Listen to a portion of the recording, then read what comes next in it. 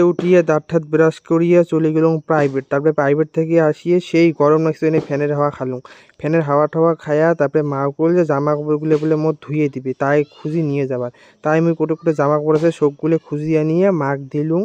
মা কবার দেখছি আজকে সাপ নাই, সবগুলো জামা কাপড় ধুয়ে হবার নাই, জিললে আর কি সাদা সাদা জামা কাপড়গুলো উঠলে নে আর এইগুলো নিয়ে যা থো ঘর থো, এগুলো কালকে ধুয়ে দিম, কালকে সাপ আনবো কালকে ধুয়ে দিম।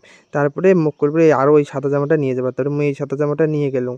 তারপরে ফির আমার বাড়ির মোটরটা খুলিয়ে দিদি বাড়ি নিয়ে গেছিলাম। তো তারপরে আমি মোটরটা আনিয়ে মোটরটা আবার সেট ঠেট করলাম মুই, সেট ঠেট করিয়ে তারপরে মাও যেন ভাল করে ধরবে, কারণ মোর মার কল চোখের পায় না প্যারালাইসিস দিয়ে। তারপরে এখানে মোটরটা সেট করে দিল, মা ওখানে জুতিয়ে পাতে ধুইয়ে তারপরে মুখ দিল ইলিয়া যে নিয়ে যা নাড়ির দিয়ে আয়। তা মুইও একেবারে সোজা চলে গেলুম নাড়ির দিবে রটেগো না। তারপরে মুই এই যে নাড়ির দিবে নেকছং একলা একলা এক হাতে ক্যামেরা ধরছ এক হাতে নাড়ির দিলাম। তারপরে মাও আসিল জামা কাপড়গুলো মাও নাড়ির দেখ। তোমরা আরো মোর চ্যানেলটা